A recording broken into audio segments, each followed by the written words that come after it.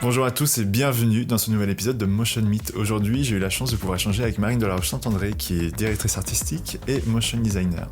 Si vous ne connaissez pas son travail, je vous invite dès à présent à aller voir soit son Behance ou son Instagram. Cette émission concernera donc le design éthique. On a tenté d'y donner une définition, en tout cas pour la partie motion, et de comment avoir de plus en plus de projets à impact positif. Bref, je ne vous en dis pas plus. Si vous voulez suivre l'actualité de Motion Meet, vous pouvez vous abonner au compte Instagram directement. Et sur ce, je vous souhaite un bon podcast.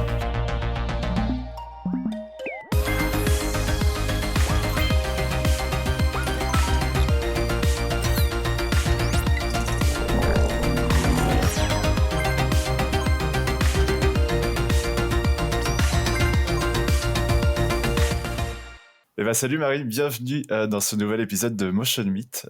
Comment tu vas ? Salut Paul, ça va très bien. Et toi ? Ah ouais, ça va. Nous, on se connaît un tout petit peu. On s'est déjà rencontrés à Motion. Et puis surtout, tu as déjà fait un Motion Meet récemment. On a parlé de création. C'était s'évader pour mieux créer. Exactement. Mais pour ceux qui te connaissent peut-être pas, est-ce que tu peux te présenter qui tu es, d'où tu viens, ce que tu fais actuellement, etc. Yes, carrément. Du coup, moi, je m'appelle Marine, aka Martine, sur les réseaux et surtout un peu en nom plus de design, d'illustration, etc. Et donc, Ouais. moi, je suis motion designer, mais je suis aussi designer graphique et illustratrice 3D. C'est un peu à la spécialisation que je fais parce que c'est ce que je préfère et avec un petit peu d'anime 3D. Et ouais, tu utilises spline.io, c'est ça ?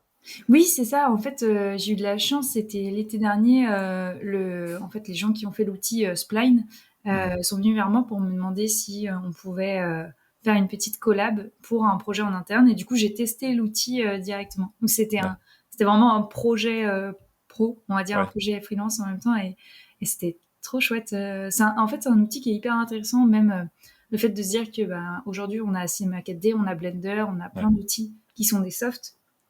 Et là, il y a des softs comme ça qui sortent, mais intégrés au web. Ouais. Donc, il y a aussi ce côté un peu nomade qui est assez intéressant. Tu peux l'utiliser. Tu utilises directement sur un navigateur, sur Mozilla, sur Google Chrome ou C'est autre. ça, exactement. Et d'ailleurs, il y aura sûrement un live Motion Café bientôt dédié à spline.io. Ah, trop bien. Donc voilà. Ok, très bien. Aujourd'hui, on va parler de design éthique. On va essayer de l'intégrer aussi dans le motion design, comment ça se passe dedans. Mais comme c'est un projet, c'est un thème assez lourd, on va directement passer au double expresso. Yes. Le double expresso, qu'est-ce que c'est ? Je vais te donner deux réponses. Donc, tu auras deux choix entre les deux. Et tu dois choisir soit l'une, soit l'autre. Ok ? Ok, ça roule. Allez, c'est parti. T'es plutôt thé ou café ? Café. T'es plutôt film ou série ? Les deux. Mac ou PC ? PC. En solo ou en équipe ? En équipe. Penser ou agir ? Penser. 3D ou 2D ? 3D. Avec ou sans ref ? Avec. Couleur ou noir et blanc ? Couleur. Motion ou design ? Design. Dynamique ou enivrant ? Ah. Enivrant. Texture ou flat ? Texture. Avec ou sans plugin ? Sans. Et projet perso ou projet pro ? Projet perso. Et enfin, projet pour la fame ou projet éthique ? Projet éthique. Projet éthique. Et ouais, du coup, c'est le sujet. Toi, d'ailleurs, tu me parlais aussi la dernière fois que tu avais fait un mémoire, du coup, directement sur le projet éthique. Exactement. Donc, c'est ça qui est trop bien. Est-ce que tu peux un peu nous dire ce que ça représente pour toi et peut-être un peu nous donner ta définition de ce sujet-là ? Carrément. En fait, pour l'histoire, c'est que j'ai fait un mémoire sur le design éthique dans le motion design. Et donc, c'est là où c'est assez intéressant parce qu'il y a une vraie réflexion à avoir. En fait, c'est avant tout un sujet de fond et de réflexion avant d'être un sujet de forme, de visualisation, d'animation. Et du coup, on se questionne, on reste pas sur ce qu'on nous apprend ou ce qui se passe ou ce qui se fait en soi. C'est beaucoup ça, vous allez peut-être pas mal l'entendre de ma part, le fait de se questionner. C'est hyper important. Donc pour la définition, en fait, il n'existe pas qu'il soit encore fixé, définitive. C'est un peu chacun à sa définition. Pour moi, du coup, on peut déterminer le design éthique comme humain, comme responsable, conscient, mais aussi engagé. Et il y a une sorte de contribution envers l'humanité et la société qui est super importante. Et il faut avoir vraiment conscience de l'impact qu'on va créer au sein d'un projet, au sein d'une réflexion. Et pour moi, le design éthique, il se veut aussi en fonction des fondements du design. À la base, c'est un service qui est centré sur l'humain. Oui. Et il ne faut pas l'oublier là-dessus. Je vais aussi vous donner une petite définition de usabilis sur le design éthique. Donc, c'est pas pareil, c'est pas la définition définitive. Eux, ils disent du coup que le design éthique est une réflexion sur la responsabilité du designer envers l'humain et envers la société moderne. Et donc, historiquement, le designer, il est artiste et artisan, parce qu'en fait, on fabrique des images, on fabrique des films pour la partie motion designer, mais que le designer, c'est aujourd'hui, il est au cœur des innovations technologiques, et que cette place, elle doit l'obliger à réfléchir à l'impact du design. Et toute cette histoire, du coup, elle a commencé aux États-Unis. Il y a un mouvement qui a commencé pour réclamer un design éthique, notamment avec tout ce qui est les géants du numérique. Donc, ça a commencé avec des anciens de Google qui voulaient un numérique durable. Et tout ça, en fait, ils se sont soulevés face à des pratiques de capitologie, de design persuasif, pardon, et de leur part, en fait. Donc, le design éthique, il renvoie à l'application d'une éthique dans le design en entreprise, et que, en fait, entre pensée et action, la définition du design éthique s'écrit encore. Donc ça, c'est leur définition à eux. Et pour moi aussi, on peut pas définir un design éthique si on n'a pas défini un design. Et c'est un processus qui est intellectuel, qui est créatif, mais qui est aussi pluridisciplinaire et humaniste, dont le but est de traiter et d'apporter des solutions aux problématiques de tous les jours, petites et grandes, et qui sont forcément liées aux enjeux économiques, sociaux, environnementaux et puis sociétaux. Donc voilà, c'est la partie définition un petit peu lourde, mais qui est hyper importante, et il faut bien le décortiquer pour comprendre qu'on est dans des parties de réflexion et en fait, il y a un impact de notre part qui peut être extrêmement fort positivement ou négativement. C'est ça. Donc il faut en avoir conscience. C'est ça, oui, c'est ça. En fait, le design éthique, on doit se dire que à chaque fois qu'on produit quelque chose, ça doit être un impact positif, quoi. C'est ça. Très bien en termes d'information, que d'image, que le message, que la vidéo, l'illustration, etc. va envoyer, quoi. C'est ça. Et du coup, c'est là où en fait, il y a un vrai questionnement du designer sur l'utilité dans la société et aussi sur le bon design. Pour la partie utilité, moi, j'ai récemment eu un exemple assez fort. C'est une personne très proche de moi qui a eu un infarctus.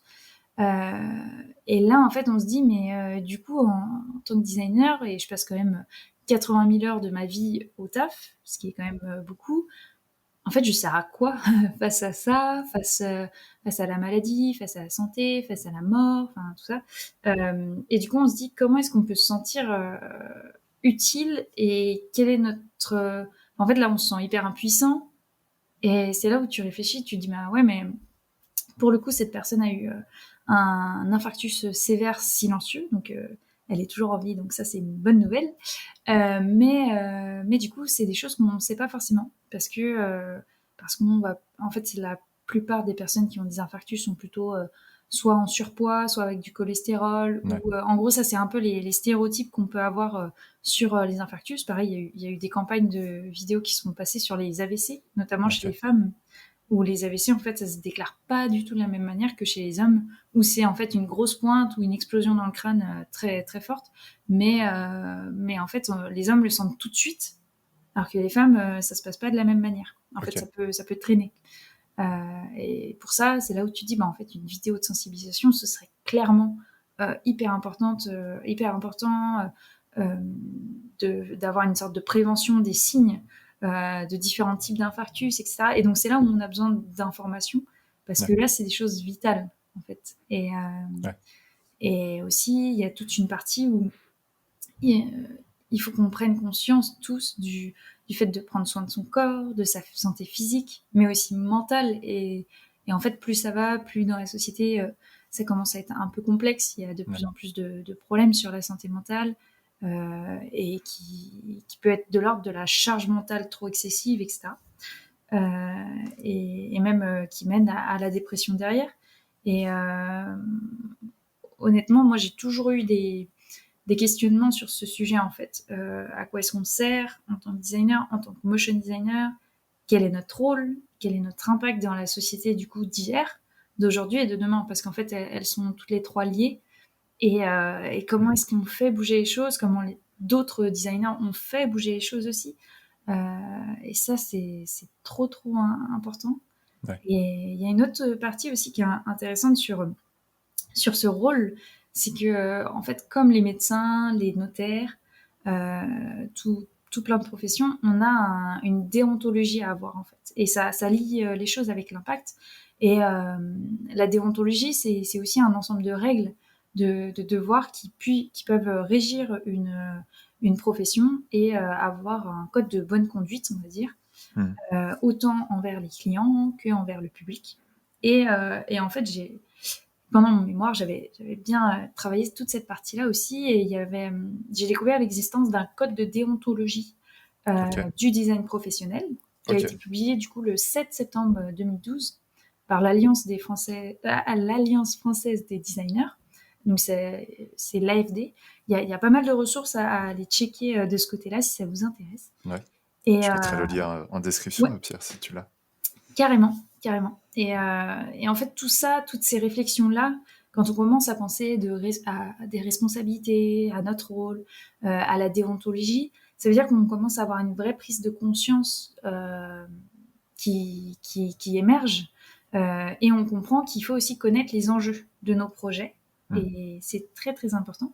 Pareil, si c'est des sujets qui vous intéressent, je vous conseille de lire le livre du designer qui s'appelle Norman Potter, qui apporte, en fait, il apporte une belle vision sur le bon design dans son livre. Donc, ça s'appelle Qu'est-ce qu'un designer? Objet, lieu, message. C'est vraiment des livres pour les gens qui aiment bien comprendre les fondements du design. Et c'est assez chouette. Et je vais vous lire juste 3 petites citations qui sont assez intéressantes de sa part. Donc en fait, il y a le design, c'est un domaine qui demande de s'impliquer, d'être réactif, de s'informer, tout autant que de prendre des décisions et d'en assumer les conséquences. Donc là, en fait, il dit tout, clairement. Et il y a aussi nul ne peut faire de choix véritable créatif sans une bonne compréhension et sans une réelle contribution à l'esprit constructif de son temps. Et là, pareil, en fait, on comprend qu'on est en constante évolution, qu'il faut s'adapter, qu'il faut comprendre de manière constante aussi. Et en fait, c'est un peu comme la veille graphique, sauf que c'est avec la culture générale, avec les informations, etc. Et bien comprendre. En fait, si on veut être très, très bon et aller au fond des choses, il faut que ce soit quelque chose qui fasse partie intégrante du quotidien. Et voilà, je trouve ça, enfin, en tout cas, ce style de livre hyper, hyper intéressant. Il y a aussi des podcasts qui peuvent être chouettes à écouter. T'écoutes quoi comme podcast là-dessus, toi? Il y avait un podcast qui était hyper intéressant et j'ai plus le nom. Ah mince. Mais j'essaierai de le retrouver pour te le dire. Mais t'as des podcasts notamment sur, en fait, beaucoup sur l'histoire. Et quand tu comprends quels sont les schémas d'histoire, tu comprends quels sont les schémas politiques, tactiques qui amènent en fait derrière vers la société actuelle. Et c'est pareil, en fait, on a parlé avec une des personnes qui m'a énormément inspirée et influencée, qui s'appelle Ronan Le Régent, qui était un de mes enseignants à l'école de design. Et en fait, il expliquait aussi que lui, par exemple, il bosse pour un projet plutôt de l'État, parce que c'est pour des médiathèques à Angers. Et en fait, il y a toute une sphère politique qui interagit là-dessus. Et c'est super, super intéressant à comprendre comment est-ce que tout ça, ça peut faire que des projets émergent ou non, comment ils vont émerger aussi. Et bref, c'est super, super intéressant. Bah ouais, non, c'est sûr. Bah, là, même en parlant de podcast, moi j'en ai quelques-uns. Il y en a beaucoup sur Radio France qu'on peut retrouver. Ouais, Je pourrais les partager en description. C'est comme tu dis, là, par exemple, bah, il y a la COP27 en ce moment, là. ouais, Enfin, ouais, c'est terminé il y a pas longtemps. Mais quand tu vois qu'il y a pas beaucoup de décisions qui se prennent, bah, tu fais, mais comment ouais. nous, en tant que communicants, on peut essayer de faire aussi un peu Mmh. bouger les choses si les politiques n'arrivent pas à se mettre d'accord pour faire prendre conscience.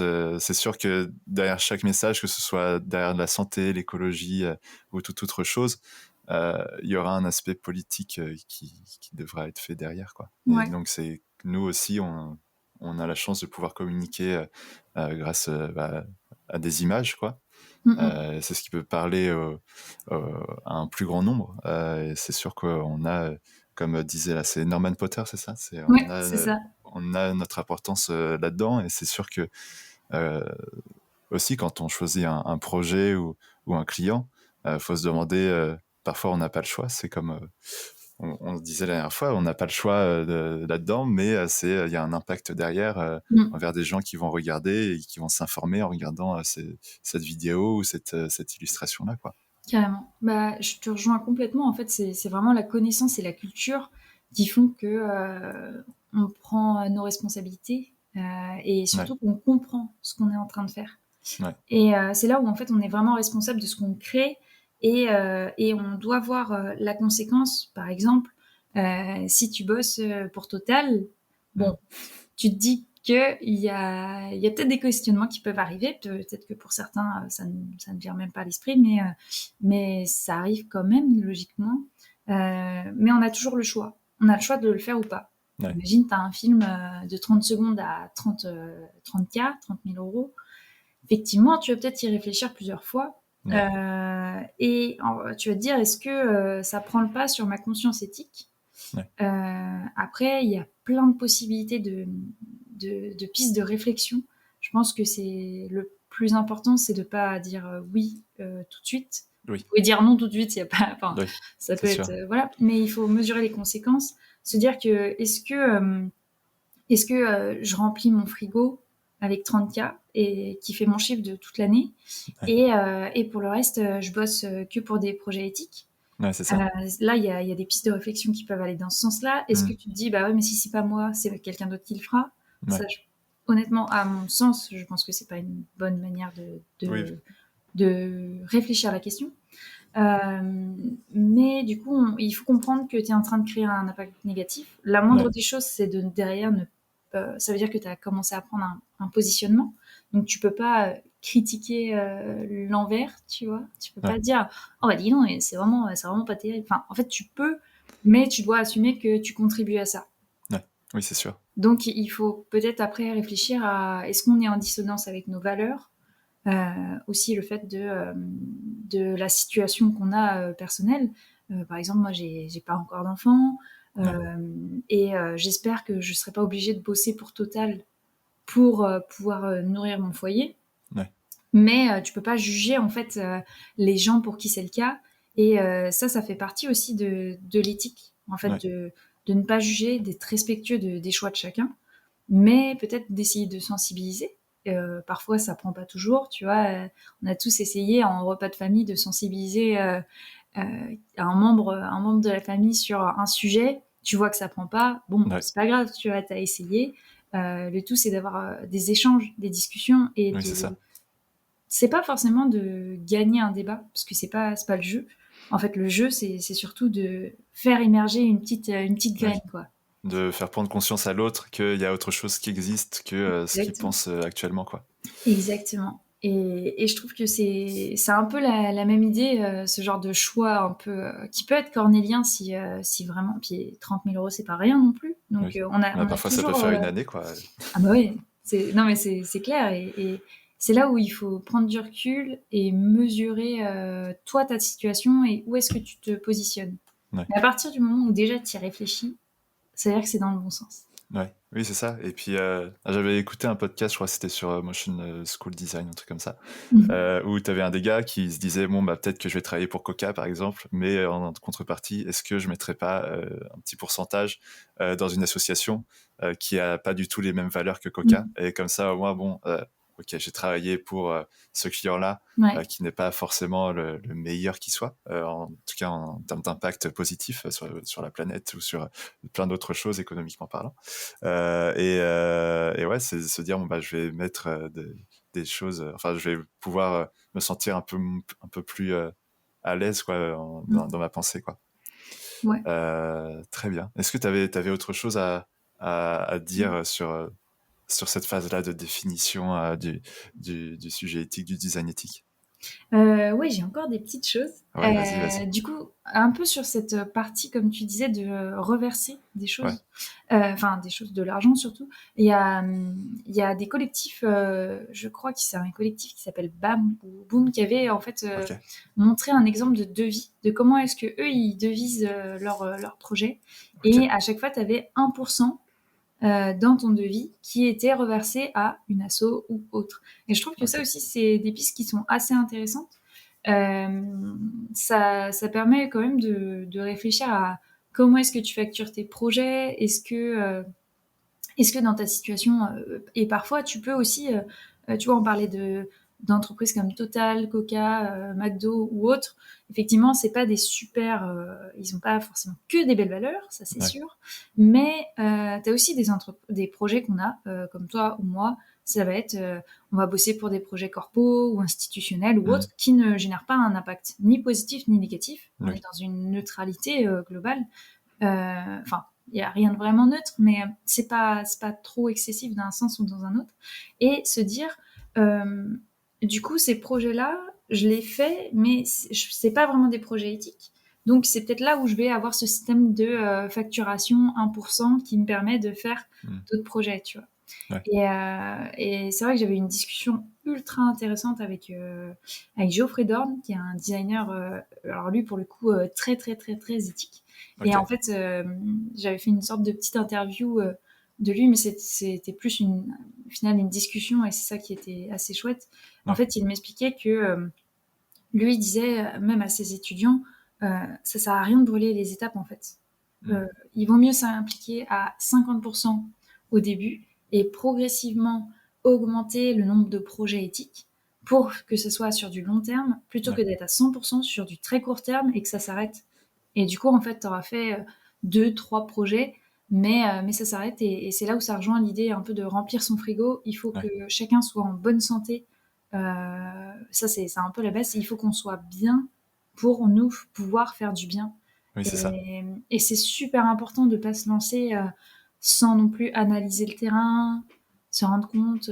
Et puis des fois, c'est juste, il faut se lancer dans l'expérience et puis voir.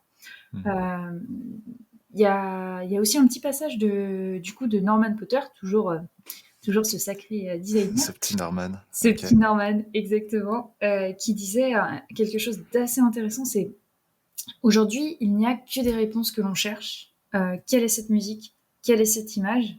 Mais en fait, l'important, c'est plutôt comment elle a été faite et Ouais. pourquoi, plutôt que qui l'a faite. Et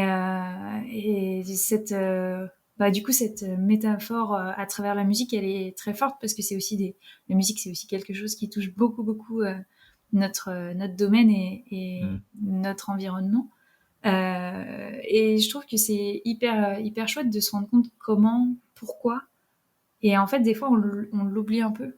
On a tendance à aussi être un peu focalisé sur l'esthétique, la technique, Ouais. et oublier un petit peu le fond. Et ça, c'est quand même, c'est la base et il faut pas l'oublier, quoi. Oui, non, c'est vrai, c'est important de se dire pourquoi, comment il a Ouais. été fait. C'est bien. Enfin, c'est sûr qu'on est beaucoup plus attiré par quelque chose qui est incroyable techniquement ou Ouais. graphiquement, etc. Et moi, le premier, hein, je cherche moins pourquoi et comment ça a été fait, quoi. Ouais. C'est sûr que c'est important de se dire est-ce que ça enfin, est-ce que ça s'est bien déroulé ou pas? Pourquoi est-ce que ça a été fait vraiment pour avoir un impact derrière positif ou pas? Ouais. C'est sûr que c'est des questions à se poser, ouais. Et puis, tu as vraiment ce but-là qui est hyper important, c'est du coup, est-ce que tu communiques à des fins publicitaires? Est-ce que tu communiques à des fins de sensibilisation, Ouais. de prévention ou d'explication Ouais. pour aider à comprendre un sujet? Et là, tu vois, tu fais encore du bien en essayant de faciliter la compréhension. Et tu as des vidéos comme c'était Brut ou Le Monde, je crois, qui expliquait en fait sur la guerre en Ukraine. La vidéo a dû sortir en mars, je pense très peu après le début des événements, où en fait ils expliquent l'aménagement de la tactique militaire de la Russie depuis, je crois que c'était 2 ans avant l'attaque. Et en fait, tu vois la transformation avec les images de Google Maps et tout du territoire. Et tu fais, wow, mais c'est incroyable. Et en fait, là, c'est pareil. Nous, avec du visuel, on peut faire tout ça et il faut qu'on le fasse. Enfin, il Ouais. faut qu'on aide à comprendre. Et puis là, tu as toute une recherche journalistique qui est hyper intéressante et Ouais. importante. Mais tu vois, c'est là où tu te dis, bah, entre faire ça et faire une publicité pour le dernier, je sais pas, le dernier McFlurry qui vient de sortir chez McDo, bon, il y a un impact qui est un petit peu plus intéressant, quoi. Ouais. Et c'était la dernière fois, j'avais discuté avec Mathieu Colombel, là, au Motion Plus Design. Toi, tu as travaillé à Black Mill un petit peu. Ouais. Je sais pas si tu étais là pendant la période du Covid. Euh, Euh, ouais. Du coup, ouais. il m'avait dit que l'équipe avait travaillé sur plein de vidéos pour aider les infirmières ou Oui. les jeunes médecins, en tout cas, à bien prendre leurs repères Mhm. pendant le Covid pour aider au mieux les médecins enfin, les médecins confirmés, quoi. Ouais. J'avais trouvé ça beau comme truc parce que enfin, Ouais. vous avez fait en tout cas un sacré travail, quoi. Et ben, en fait, du coup, c'était il y a eu énormément de gens qui ont Ouais, travaillé sur ce projet. C'était pour l'hôpital de Paris. ouais, Et en fait, ce qui était hyper touchant derrière, c'est que les infirmières et les soignants, en fait, ils ont fait une vidéo où, tu vois, avec leur petit panneau, tu sais, mm. juste sur un cahier, ils ont mis merci nana, merci Ouais, trop nana. bien. Et c'était hyper chouette d'avoir, tu vois, tu sens que ça a touché directement les personnes. Ouais, Et là, tu as un vrai impact, en fait, plus, bah, évidemment, dans le contexte et le milieu de la santé, tu as toujours vraiment l'impression d'avoir un vrai impact, tu ouais. vois. Du coup, un peu par extension, mais c'est vraiment trop chouette. Enfin, je trouve que c'est trop bien. Bah ouais, non, c'est clair. En plus, c'était une période où je pense c'était vraiment pas facile pour eux et avoir Mm, ça, mm. ça devait être incroyable, quoi. Ouais, C'est ouais, sûr que carrément. c'est différent. T'auras jamais ça quand tu feras la pub pour un McFlurry, quoi. Non. Ok. Est-ce que on passe à la question suivante? Allez, c'est parti. Est-ce que tu peux nous raconter un peu, toi, comment tu fais c'est quoi ton process pour créer un projet, en tout cas motion, responsable et durable, un peu? Enfin, comment tu le fais pour que ce soit éthique, quoi, entre guillemets? Ouais. Du coup, je pense que quand on commence à créer un projet motion dans une optique responsable et durable, déjà, ça commence par quels sont les sujets et avoir une réelle écoute de tel ou tel projet, notamment quand c'est des clients qui viennent vers toi. Et aussi, ça passe par une éducation du client à lui expliquer comment est-ce que toi tu travailles, parce que lui ne peut pas savoir comment ça fonctionne si tu lui Ouais. expliques pas. Oui, Et éduquer ça, vraiment son client, ouais. c'est ultra important. Bah, en fait, dans toutes sortes de projets, mais je trouve que ça fait partie du respect de dire, bah, écoutez, moi, je vais prendre soin de votre projet. Et Ouais, pour ça, je vais vous expliquer comment je vais travailler. Et je vais ouais, prendre le temps de le faire. Parce qu'en ouais, fait, c'est souvent qu'on oublie de prendre le temps. ouais. Et ça, c'est super important. On oublie ou parfois, même quand on commence, on peut avoir un peu peur du client, Ouais, tu vois, de se dire ouais, ah non, je vais carrément. pas te dire tout ça, machin. Ouais, Mais c'est vrai que c'est important de bien dire les étapes, c'est etc. ça. De bien communiquer, en fait, avec eux. Et au-delà de ça, c'est aussi de trouver un intérêt hyper fort du projet, de trouver un peu le point fort, où souvent c'est quand même les entreprises qui disent bah nous on aimerait communiquer sur telle ou telle chose, Mm. mais c'est aussi de dire bah ok là il y a plusieurs choses à expliquer, on va peut-être faire deux petites vidéos Mm. plutôt que d'en faire une. Enfin en fait c'est aussi de dire comment est-ce qu'on va faire pour que ce soit le mieux pour votre projet, Ouais, et ça c'est important. Pour la partie responsable et durable, En fait, il y a tout un questionnement autour des formats qui est assez C'est intéressant sûr. et assez important. De faire attention à ne pas être trop lourd non plus dans les formats qu'on va faire. Et puis après, c'est énormément quand même l'essence du projet. On crée un projet motion, mais finalement, est-ce qu'on le crée tout seul? Si c'est un projet perso, effectivement, on choisit le sujet. Et là c'est chouette. Et on a même avec Océane PC, on avait commencé à taffer autour d'une idée d'un projet justement sur le prendre soin de la nature. Donc là, Trop c'était un bien. projet perso. Et tu as Ouais. toute une réflexion justement là-dessus qui est hyper, hyper intéressant de dérouler, de script. Et en fait, tu as Ouais. ce côté un peu réel qui arrive. Ouais, Euh, je suppose que t'as pas mal de recherches à faire, etc. ouais, Dessus, quoi. Ça doit être ultra ouais. intéressant. Et ça, c'est chouette. Et puis après, tu as quand même un petit peu le challenge créatif Mm. et esthétique qui est là. Ouais. Mais c'est trop, trop intéressant. Et Du je coup, trouve là, vous ça. êtes dessus encore? C'est ça? Là, on a mis une petite pause. Ok. Mais c'est quelque chose qui est toujours en tête, en tout cas. Ouais. Et travailler à plusieurs mains aussi, c'est hyper important dans un projet motion, et Ouais. notamment responsable, parce que chacun a son empathie, en fait, envers Mm. tel ou tel projet. Et je trouve ça trop bien, en fait, Ouais. de travailler à plusieurs mains. Ouais, non, c'est sûr. Bah, c'est comme tu disais tout à l'heure, c'est comme parfois ça peut se transformer en mini débat pour sur certains trucs. Ouais. Et c'est de se dire bon bah ok, est-ce qu'on garde ça? Est-ce qu'on Mhm. ajoute ça? Est-ce que c'est vraiment important, etc. Et bah ça te fait prendre, enfin ça te fait prendre du recul dans tous les cas parce que l'autre personne aura sa vision et toi tu auras ta vision. Ouais. Et quand t'as que la tête dedans, parfois c'est un peu compliqué, Ouais. quoi. C'est vrai qu'au début, on avait commencé on voulait faire un film plutôt de l'ordre plutôt côté santé mentale. Et en Ouais. fait, on s'est vite rendu compte que le sujet on le maîtrisait pas, en fait, pas assez. C'était un peu trop colossal pour nous, et que en fait, on risquait de pas avoir le bon script, le bon scénario. Du coup, on a préféré se concentrer sur quelque chose qui était plus de notre ressort, pour peut-être laisser mûrir les choses aussi. De... En fait, moi, je trouve aussi que avec le temps, on évolue énormément et on réfléchit énormément de manière différente, de manière plus poussée. Et il y a des choses en fait qui arrivent, mais c'est pas encore le moment. Ce sera peut-être plus tard. Et je trouve que d'accepter ça, c'est assez intéressant, parce que du coup, tu laisses mûrir les choses, et il y a plein d'autres pensées. Des fois, c'est au travers aussi de discussions avec des gens et tout, et tu vas avoir ce petit truc qui est dans ta tête, et c'est chouette d'avoir des discussions là-dessus avec différentes personnes et Ouais, c'est différents important points de vue. d'échanger, quoi. Ouais, Ouais, ouais, c'est clair. complètement. Complètement. Ok. Est-ce qu'on est bon sur comment créer un projet? Est-ce que tu veux nous parler un peu plus du process que tu as en ce moment avec Océane, même si c'est un stand-by ou pas? Pour le coup, c'est vraiment en stand-by. Tu vois, Ouais, on a juste commencé à écrire des choses, à ok. penser des scènes, Ouais, mais on n'a pas encore été plus loin. Tu vois, on n'a pas été à la phase de story. Il n'y a pas de script ok. qui est OK, définitif, quoi. Et si jamais il y a quelqu'un qui nous écoute et qui voudrait participer sur le projet, c'est possible? Carrément, carrément. Pour le script, tout ça, pour vous aider peut-être Ouais, là-dessus, ça peut être cool. ça peut être cool. Ok. Est-ce que ça te dit de passer à la question d'un auditeur? Ouais. Ouais. On a eu une, c'est Bivouac Cool qui nous l'a posée et il nous demande comment réduire tout simplement son empreinte carbone liée à l'industrie du motion design. Est-ce que tu as, toi, des petites réponses là-dessus?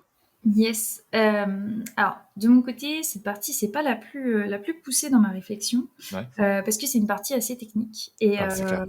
et qu'en fait, dans nos modes de production et de fonctionnement globaux, on a des outils qu'on utilise, avec lesquels on n'arrive pas à s'en détacher complètement, type l'ordinateur qui Ouais, consomme quand même énormément. ouais, Et du coup, c'est à ça qu'il faut penser. Et tu vois, par exemple, on a eu beaucoup, beaucoup de questionnements autour de ça dans mon coworking qui s'appelle Jeannette mm, à Nantes. Et du coup, c'est aussi à la fois, ça peut être quand tu vas manger pendant entre un quart d'heure et une heure et demie, 2 heures si tu vas au resto le midi, je sais pas. Mais en tout cas, du coup, tu éteins ton ordi. En fait. Ouais. Déjà, ça, en termes d'énergie, surtout aujourd'hui dans le contexte actuel dans lequel on est rendu, c'est une crise énergétique qui est due aussi à tous nos petits méfaits, finalement, en fait, parce qu'on a banalisé un peu les choses, de se dire, il y a plein de gens qui laissent constamment leur ordinateur allumé toute la nuit ou autre, et je parle pas quand tu fais un rendu.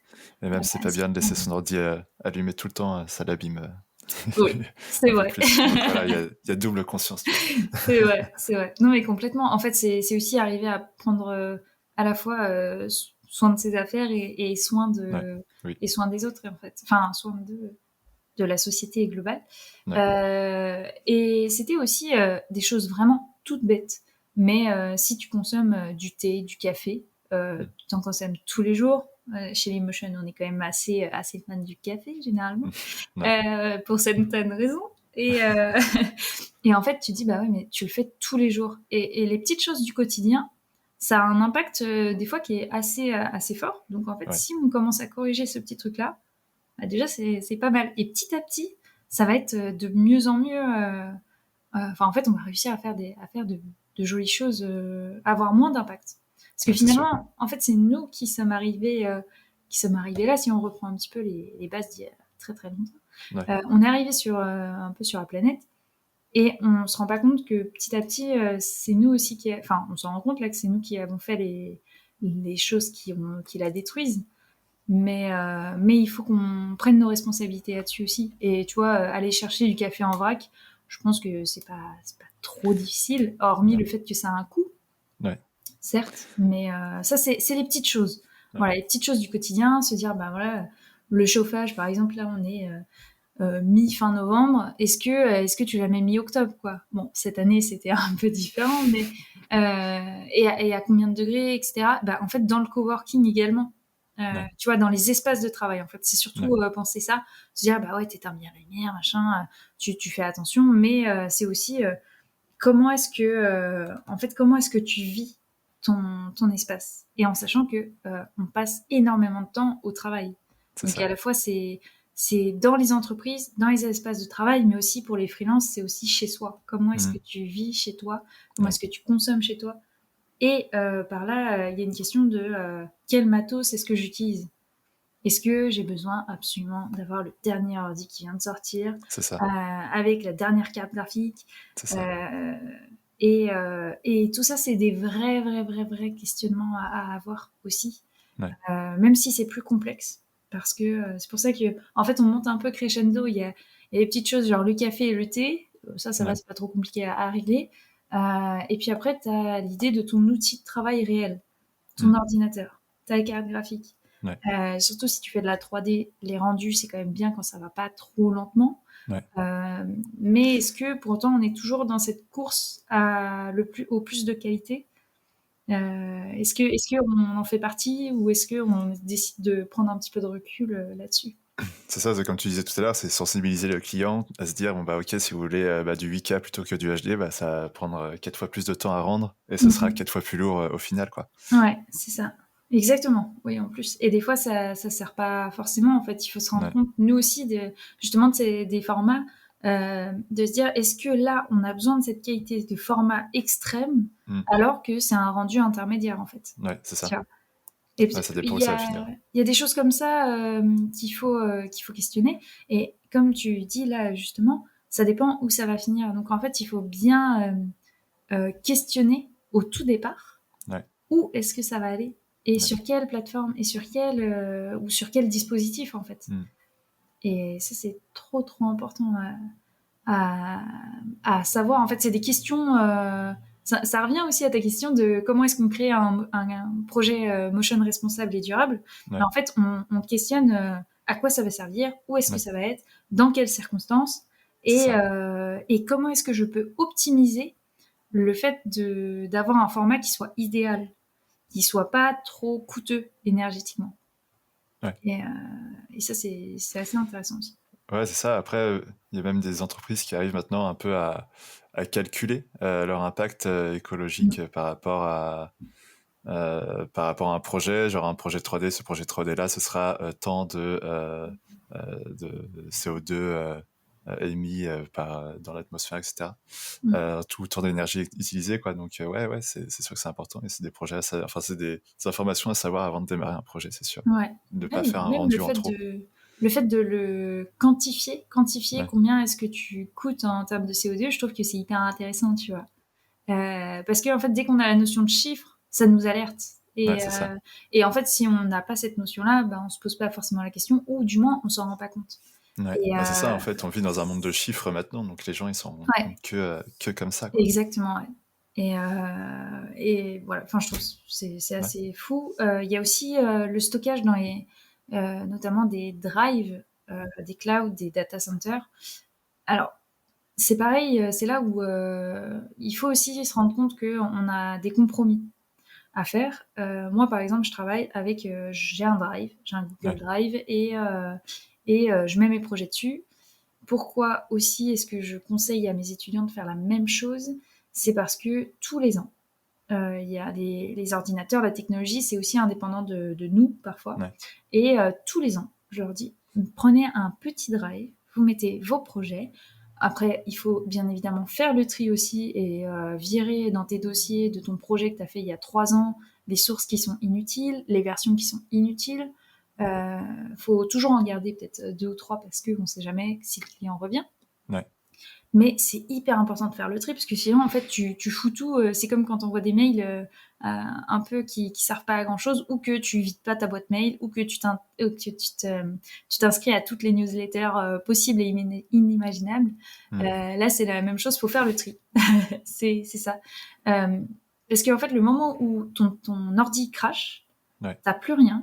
Et c'est ouais, arrivé tous les ans quasiment. Ça arrive aux étudiants. Enfin, au moins un étudiant. Et ça crache. Et là, t'as plus rien. Donc, si tu veux faire des projets éthiques, c'est bien. Mais si tu veux montrer ton taf pour pouvoir postuler pour un projet, eh ben, c'est ouais. mort. Tu Oui, vois. c'est ça, faut avoir la balance aussi entre les deux. Genre, bon, bah, ok, Mhm. je vais stocker là. Mais c'est comme tu dis, faut réussir à trier au bout d'un moment son Ouais. projet qui date d'il y a Ah oui. 5 ans et Mais de oui, pas garder tout forcément, c'est quoi. ça. C'est d'avoir un ratio entre l'essentiel et le non essentiel. C'est ça. Même si un cloud, ça pèse très lourd, enfin, Ouais, ça coûte pour l'environnement.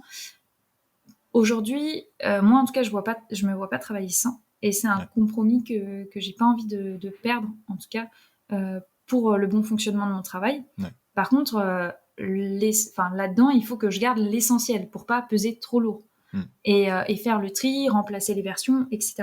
Donc là, ça, c'est des vraies pistes aussi de mode de travail qui sont super, super importants.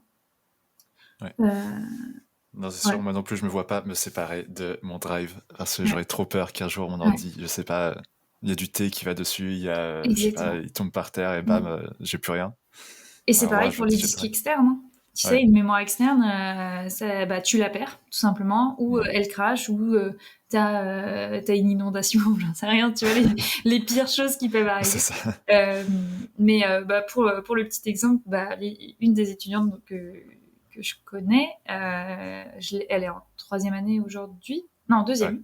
Ça fait quand même la 3e fois qu'elle perd tout. Ah oui. Elle a Gros big perdu up à tout. toi. Tandis que Non, j'ai dit gros big up à toi, ouais, l'étudiante. Non, j'ai pas- c'est ça, gros big up. Et du coup, la pauvre, en plus, elle avait tout stocké sur une clé USB, parce qu'en fait, elle avait pas réussi à récupérer son disque dur, je crois, sur son Aïe, aïe, premier aïe. ordi. Ouais. Deuxième fois, elle a réussi à tout stocker sur une clé USB, et comme par hasard, c'est toujours, mais de toute façon, c'est toujours comme ça que ça se passe, son frère pète la clé USB. Et là, t'es là, oh putain, j'ai plus rien. Et du coup, je dis, bon, bah, du coup, j'avais 203 maintenant, tu vas peut-être prendre un cloud. Ah bah ouais, c'est clair. Enfin, Ouais. ça me fait rire, mais la pauvre, je compatis complètement. Ah, c'est sûr que quand t'es étudiant, prendre un cloud, ça peut être un petit coup, quoi. Surtout Bah, si ouais. parfois tu payes ton école. Ouais. Parfois, il y en a qui ont un job aussi à côté, tout ça, et Mhm. tu te dis, bon, est-ce que je peux me permettre d'avoir un cloud ou pas? Mais ouais, C'est ça. c'est vrai Après, que... après, on n'est pas toujours obligé de prendre la maxi version à 2 Tera, quoi. Tu vois. Non, oui, c'est Il sûr. y a aussi ce truc-là où tu peux prendre déjà, essayer avec, avec les vraies versions gratuites, Hmm. mais au moins stocker un minimum de choses, quoi. Parce que quand tu as perdu ton book, Ouais. Ça, c'est vraiment pas cool, quoi. Et tu as perdu tous tes travaux que tu avais mis dans ton book. Et tu avais Ouais. des bons travaux dessus. Ouais. Et ça, moi, ça me fait un peu mal pour eux, quand même. Enfin, C'est sûr. Pour tous ceux, hein, tous les gens à oui, qui ça arrive. bien sûr. Non, ouais, c'est vrai que il faut savoir se dire, bon, ok, je vais investir un petit peu là-dedans, et puis Mhm. voilà, quoi. Ouais. Moi, j'avais quelques chiffres, du coup, sur l'empreinte carbone dans le domaine de l'audiovisuel en général. Par exemple, rien qu'en France, l'industrie de l'audiovisuel libérerait entre 1,1 et 1,7 million de tonnes de CO2 dans l'atmosphère. Donc ouais, c'est assez lourd. Moi, j'ai vu deux informations différentes. Il y en avait un qui disait ça faisait plus ou moins 410 000 allers-retours Paris-New York, et j'avais une autre source qui disait 410 allers-retours Paris-New York. Donc il y a quand même une marge. Ouais. Euh, et je pense que c'est plutôt 410 000 allers-retours Paris-New York, donc c'est Ouais. assez conséquent, quoi. Aussi, aux États-Unis, en 2006, il y a une étude sur l'industrie du cinéma en Californie. Apparemment, c'était c'était le deuxième plus gros pollueur après le pétrole. Donc c'est ouf. Mais après, quand tu te dis, par exemple, dans un James Bond, t'as 30 millions d'euros de voitures qui sont Ouais. envoyées juste à la poubelle, ou même Game of Thrones, t'as 150 décors différents à travers le monde. T'as toute l'équipe de tournage qui Ouais. doit suivre à côté. En fait, ouais, t'arrives à un impact énorme, quoi. Et après, pour des trucs un peu plus peut-être qui peuvent nous toucher, par exemple Avatar, Mm. qui est quelque chose vraiment en film de synthèse 3D, etc. T'as 900 personnes qui travaillent sur ce projet-là, et j'avais vu que ça consommait l'équivalent énergétique d'un petit pays, par exemple. Et tu fais, Ouais, mais c'est sûr. En plus, avec la qualité de rendu, bah ouais, c'est ouf, hein. c'est assez incroyable. Comment est-ce que eux-mêmes en voulant faire un impact positif au final, parce qu'il y a quand même une grosse sensibilisation Ouais, environnementale sur ce film. ouais. Mais par contre, ils n'ont pas réfléchi aux moyens, quoi. Ouais, je pense que James Cameron, il fait ses films comme ça, là, il va en sortir deux, trois encore. Ouais. Il s'en bat peut-être un peu les couilles de Ah l'impact que ouais, ça a derrière. ouais. C'est ça. Et ouais, en moyenne, et après, plus généralement, pour un film d'animation de 90 minutes, c'est plus de 100 tonnes de CO2 qui sont relâchées. Wow. Donc c'est pas mal, hein. Mm. Je pense que nous, dans le motion, même, on n'est pas du tout sur ces chiffres-là. Par exemple, pour un film comme Toy Story 4, qui fait à peu près 100 minutes, donc tu as un temps de rendu de 100 heures par frame. Je pense que la qualité est juste dingue. Ah ouais. Et en fait, ce rendu-là rejette l'équivalent en énergie pour chauffer une ville comme Paris pendant quasiment une semaine. Donc, une ville comme Paris, c'est à peu près 2 millions d'habitants, quoi. Ça Euh, n'a pas de sens, quoi. En fait, Ça n'a pas de sens. si tu réfléchis au fond des choses, tu te dis que ça n'a pas de sens. Pourquoi faire des films? Et pourtant, je suis la première à adorer le cinéma. Bah ouais, c'est ça le truc. C'est que Mais c'est pareil, c'est comme on dit, c'est la balance entre les deux. Est-ce que exactement.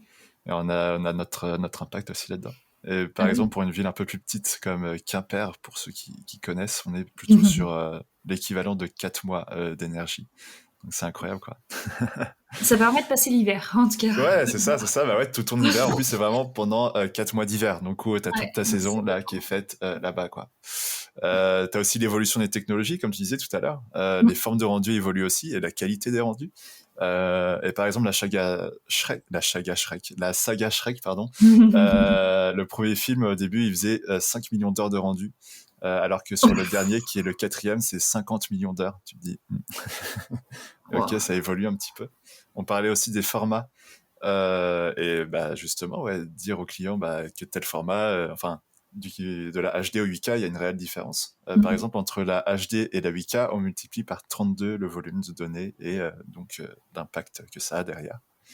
Et Mhm. pareil, tu disais, est-ce qu'on a besoin du dernier outil à chaque fois? Mhm. Ouais, parce qu'en ce moment, on est en pleine crise aussi des matières premières. On a une Ouais. raréfaction de tout ça. Donc, je sais pas, dans les ordinateurs, il y a de l'or, de l'argent, etc. Et même, il y a des produits, tu peux toujours recycler ton ordinateur d'une certaine manière, mais il y a des matériaux qui vont jamais pouvoir être réutilisés derrière. Donc c'est aussi une question qu'il faut se prendre. Est-ce que, comme tu disais, est-ce qu'on a besoin de la dernière carte graphique, du dernier ordinateur, du dernier écran, par exemple? Ouais. C'est des questions qu'il faut se poser, quoi. Et pareil, aussi en fait, dans les modes de production et pour le coup, ça, c'est aussi un levier que j'arrive à choper avec des étudiants que j'ai eu dans une matière qui s'appelle design et éco-responsabilité. Ok, Donc, trop bien. ça, c'est vraiment mon dada, quoi. J'adore ça. De se dire, ok, mais en fait, comment est-ce que c'est produit? Et là, tu te rends compte qu'une carte graphique ou même un smartphone que quasiment presque l'entièreté de la population a, même des populations extrêmement pauvres, peuvent avoir. Et là, tu te dis, mais en fait, c'est quoi le coût environnemental? C'est quoi le coût humain aussi? Parce que pour choper les minerais qui sont à l'origine des matériaux dans les téléphones, dans les smartphones, ça a un coût humain, énergétique et environnemental qui est énorme, en fait. Et avec une production en masse. Et ça, c'est assez fou, en fait. Donc, il faut se questionner aussi de se dire, ok, j'ai déjà une carte graphique dans mon ordi, pour reprendre un peu le contexte. Est-ce que j'ai besoin d'aller en choper une autre qui va être faite à partir de minerais et de... En fait, c'est pas nous qui allons chercher ça dans le sol. C'est plutôt du côté du continent africain que ça se passe. Et en fait, qui se prennent comment... mince, Toutes les merdes du monde, quoi. Ouais, enfin surtout tous les rejets Ouais. toxiques, tu vois, dans la gueule en essayant de décortiquer les minerais, tu vois, et de les insérer, etc. Enfin, et c'est là où il faut se rendre compte de tout ça en Ouais. fait, Ouais. tu vois. Oui, c'est ça, on n'est pas obligé de changer toutes les ans parce que t'as Nvidia Ouais, qui a sorti sa nouvelle carte graphique exactement. récemment, quoi. Il faut se Euh, satisfaire de ce qu'on a et optimiser ce qu'on a aussi. Bon, ouais. après, il y a forcément une question financière derrière, mais c'est pas parce qu'on commence à avoir un peu de thunes qu'il faut Oui. forcément automatiquement aller vers ça, quoi. Bah, t'as le problème aussi où maintenant on est dans une société où il faut tout de suite maintenant. Mm, mm, Donc enfin, parfois tu comprends pourquoi les gens peuvent investir dans ce genre mm, mm. de, de Su- cartes, etc., Ouais, de matériel, quoi. Mais c'est sûr, après, au bout d'un moment, faut se dire au client, bah, ça ira pas plus vite. Et ouais, puis voilà, il y en a qui comprendront, il y en a qui comprendront pas parce ouais. que bah, c'est la vie, quoi. Bah, je trouve que Et voilà. c'est en fait là, au-delà de la réflexion, c'est là où tu as la prise de position. C'est un Hmm. peu le deuxième temps. Et là, ça veut dire que tu sors du cercle, tu sors un peu du moule aussi de justement cette course à l'efficacité, à la performance, à tout Ouais, ce que tu veux. Et là, ça veut dire que tu as une vraie prise de position. Et après, tu vas suivre des principes que tu vas te mettre toi-même parce que tu t'es informé, parce que tu as vu ci, parce que tu as vu ça, et que c'est ça. toi, tu construis en fait ton petit puzzle toi-même. Et petit à petit, tu assembles tes propres pièces et tu laisses un peu les pièces qui sont déjà préfaites. Et ça, c'est super important. Ça veut dire que bah, en fait, tu te fais ton avis critique aussi. Ouais. Et tu sors un peu de ce qui est préfet et de cette course. Hmm. Mais du coup, il faut en être conscient, il faut aussi l'assumer derrière, parce que ça veut dire que peut-être il y a certains projets sur lesquels tu peux pas aller, Ouais, ou du moins peut-être que tu pourras pas le faire de la même manière ou autre. c'est sûr. Mais c'est chouette d'avoir des prises de position aussi. Bah ouais, c'est sûr. Bah en fait, ouais, c'est ça. Moi, j'avais noté quelques solutions. C'est comme tu disais tout à l'heure, c'est bah, avoir une bonne organisation avec son client, bien communiquer en termes d'information, de planning aussi, Mm. de livrable. Lui dire, bah non, je vais pas te livrer toutes les 5 minutes un nouveau rendu. Ouais. En termes de retour aussi, parce que bah, si tu mets retour illimité, je pense que dans tous les cas, c'est pas le truc à Oui. faire. Non. Mais, mais en tout cas, c'est moins de retour, c'est moins de rendu, donc c'est moins Mm. d'énergie aussi qui sont consommées à côté, quoi. Donc c'est Ouais. aussi à un client lui dire, bah, il y a des étapes, si tu les valides bien en amont, et si tu me dis à la dernière minute, bah non, faut rajouter ce plan-là, alors que la vidéo est déjà terminée, bah ouais, ça fait du rendu en plus, ça fait un impact en plus, quoi. Ouais. On peut, comme on disait tout à l'heure, on peut aussi avertir dès le devis le client sur bah, l'impact écologique qu'aura ce projet-là. Mhm. Bah, je mettrai en lien, mais j'avais regardé une petite conférence d'une entreprise qui, elle, réussissait déjà à calculer un petit peu son impact écologique sur des films, sur des effets spéciaux, etc. Donc, pour nous, en tant que petite entreprise que freelance, je sais pas trop comment le calculer en tout cas. Peut-être que s'il y en a qui savent, bah, dites-le nous en commentaire, c'est toujours intéressant. Carrément. Euh, et ouais, tout ça pour dire que, bah, en tout cas, faut savoir éduquer son client. Et après, c'est comme on disait tout à l'heure, bah, mieux enregistrer, archiver ses projets dans un Mmh. cloud, dans un disque dur, bah, comment réduire l'empreinte carbone d'un rendu. En fait, il faudrait déjà pouvoir convertir l'énergie rejetée. En fait, ouais, il y en a qui réussissent à maintenant pouvoir convertir l'énergie rejetée, par exemple, d'un ordinateur ou d'un data center pour refaire du chauffage ou de l'électricité. Mais il faudrait avoir les moyens de Ouais, le faire, il faudrait savoir comment le faire. ouais. Je pense que c'est vraiment les grosses entreprises qui auront ces moyens-là, mais c'est par là aussi Mmh. que ça passe, en tout cas dans un premier temps. Tu vois, c'est Euh, marrant, il y avait une entreprise, qui est dans le secteur nantais qui avait mis des panneaux solaires ok, et en fait, du coup, le but, c'est aussi d'arriver à une certaine autonomie, heu ouais, et ça, je trouve ça super intéressant, en fait, après, effectivement, pareil, les panneaux solaires, énergétiquement, à la fabrication, c'est pas neutre du c'est tout. ça. Mais est-ce que sur le long terme, en fait, la vie d'une entreprise ou la vie d'un particulier, par exemple, tu le rentabilises en fait énergétiquement. Je parle Ouais, pas financièrement, quoi. ouais, Mais enfin les deux, forcément. Mais avoir cette démarche-là, c'est intéressant et c'est là où il faut se questionner et toujours se dire, ok, quelle solution est-ce qu'on pourrait avoir sur ça pour pérenniser aussi. C'est un mot je pense, qui part un peu dans notre société. C'est ouais, qu'on ne pérennise pas vu qu'on veut toujours aller plus loin. c'est Mais en ça. fait, aller plus loin, c'est pendant combien de temps? Parce que là, du coup, c'est ce qu'on est en train de faire. On est en train de engloutir le capital, en fait, Énergétique, le capital énergétique de la planète et donc ouais, de tous et de toutes. c'est ça, c'est ça. Euh, ok, très bien. Est-ce qu'on passe à autre chose du coup? Allez, c'est parti. C'est parti. Est-ce que tu veux nous expliquer comment toi tu arrives à trouver du coup tes projets éthiques? Mhm. Est-ce que c'est toi qui démarches? Est-ce qu'ils viennent directement à toi? Est-ce que c'est du bouche à oreille? Je sais pas. Alors du coup, en fait, moi, j'ai beaucoup de chance parce que ils viennent plutôt directement à moi. Ouais, Je touche du bois, mais pour l'instant, j'ai pas eu besoin de démarcher. bah, trop bien. Donc ça c'est assez confort. En fait, tout a débuté du coup avec Black Mill Ouais, quand j'étais en alternance chez eux. ouais, Donc Black Mill, c'est un studio de motion que je pense que quelques-uns d'entre vous doivent connaître, où c'est très chouette. Il a été fondé par Mathieu Colombel, dont tu parlais tout à l'heure, mais aussi Vincent Benadella et Thomas Lecomte, qui sont du coup trois gars super. Et du coup, il y a plusieurs projets éthiques en fait qui sont tombés chez Black Mill. Il y en a un qui s'appelle Lundbeck, qui était sur la dépression. ok, Moi, j'en faisais la gestion de projet à ce moment-là, d'accord. et c'était vraiment assez ouf comment s'est déroulé le projet. Euh, Ensuite, on a eu le Petit Théâtre des Souvenirs. Ouais, Ça, c'était un projet qui est tombé personnellement, parce qu'en fait, je venais juste de me mettre en freelance. ok, La petite histoire, c'est que ça faisait un mois que j'étais en freelance. Je vois une story sur Instagram d'un gars qui cherche des animateurs ou des motion designers pour un projet. Et moi, je me dis, bah vas-y, on fonce, tu vois. Je lui envoie un petit message, on discute. Il m'explique que du coup, c'est pour l'agence pour laquelle il travaille, donc Big Love, qui est à ok, Avignon. Et que là, il y a un projet pour une EHPAD qui est spécialisée pour les résidents Alzheimer. d'accord, Donc très spécifique. Le projet, du coup, a un but événementiel, on va dire. Eux, ils ont créé une borne physique, en fait, où ils ont installé un écran à l'intérieur pour diffuser plusieurs films dont le but est de faire passer des messages C'est un but assez contemplatif, mais dans le but d'atteindre la mémoire des patients qui, du coup, la perdent petit à petit. hmm, Et donc, trop chouette, hyper éthique. ouais, On fait 2 films ensemble. trop bien.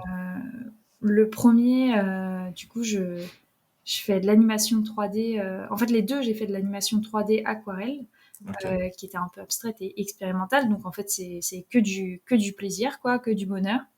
Le premier, du coup, l'histoire, c'est l'éclosion d'une rose. Donc, toujours très contemplative, avec une musique que eux choisissent.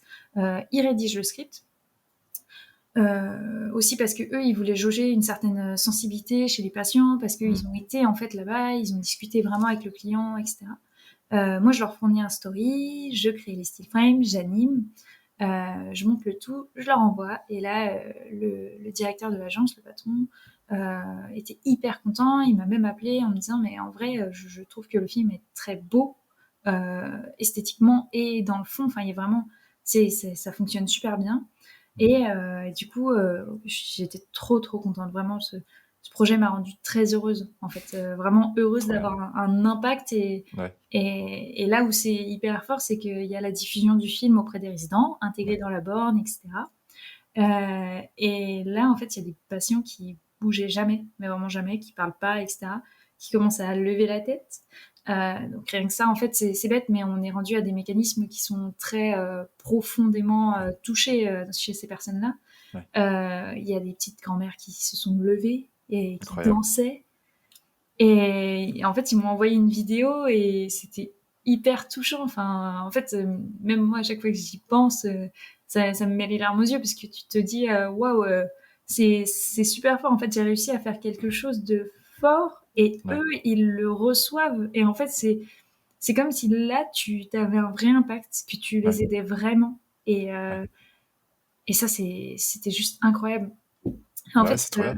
toutes ces vidéos-là servent à évoquer des souvenirs et ça permet aux aides-soignants d'avoir un travail avec les patients. Genre, bon, Madame Jacqueline, alors, du coup, l'éclosion d'une rose, ça vous fait penser à quoi? Ah bah moi, ça me fait penser aux fleurs, ça me fait penser à mon pantalon fleuri que je mettais en été. Ah mais oui, il Ouais. y avait mes petits-enfants qui venaient à ce moment-là, nanana, ils jouaient dans le jardin, Ah, trop tu vois, bien. les papillons, l'étude des... Enfin, voilà, et Ouais. c'est... Mais ça leur évoque des Et souvenirs, etc. ouais, Il y a un petit truc qui se déclenche. Du coup, ouais, c'est c'est ouf. ça. Et pareil, bah, le deuxième film qu'on a fait avec eux, c'était la chanson Les copains d'abord de Georges Brassens. Et en fait, t'as deux copains qui sont sur un bateau et qui prennent, en gros, qui prennent un peu l'apéro, et etc. Et pareil, en fait, c'est assez chouette parce que on revient à des époques où la vie était plus, elle n'était pas plus simple, mais elle était peut-être plus saine aussi. Et c'est chouette d'illustrer tout ça et de vraiment aider des personnes qui sont malades, quoi. Donc avec eux, en fait, avec cette agence Big Love, j'ai fait du coup ces deux films et aussi un projet d'identité, toujours Ok. pour ce projet Le Petit Théâtre des Souvenirs. Donc en Ok. fait, ça te permet de boucler la boucle aussi. Ouais. Et c'était assez chouette. Et avec la même agence, j'ai fait un projet d'identité pour un client qui s'appelle La Voiturière. Et leur but, c'était de permettre aux femmes, notamment qui sont seules ou qui s'y connaissent pas du tout en voiture ou qui sont pas accompagnées de quelqu'un qui est un peu expert en la matière, de trouver une voiture qui soit adaptée à leurs besoins et éviter toute arnaque ou autre auprès d'elles et les rassurer, etc. Et puis en gros, dans le service, tu avais plusieurs strates de d'accompagnement. En fait, ça allait de qu'est-ce que tu veux exactement, on fait le bilan avec toi, ou tu sais déjà un petit peu ce que tu veux et on te trouve des voitures et c'est fini, ou on va derrière aller faire le contrôle de la voiture, nanana, etc. Ouais.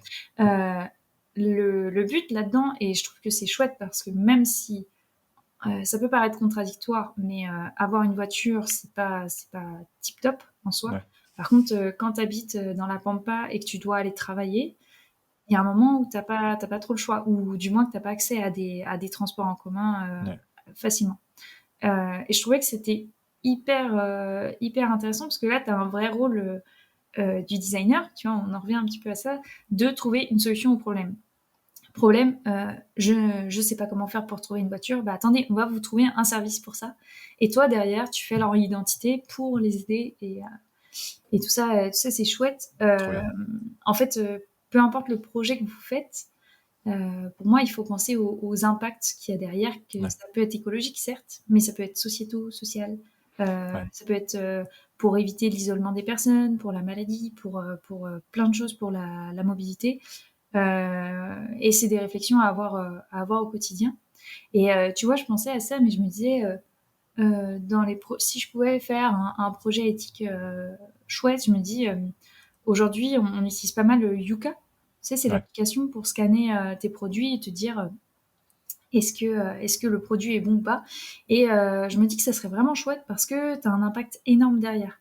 Et pour l'exemple, il y a pas longtemps avec un pote, il ramène de la bouffe le soir, un plat préparé, tu vois, en Mhm. plastoc, etc.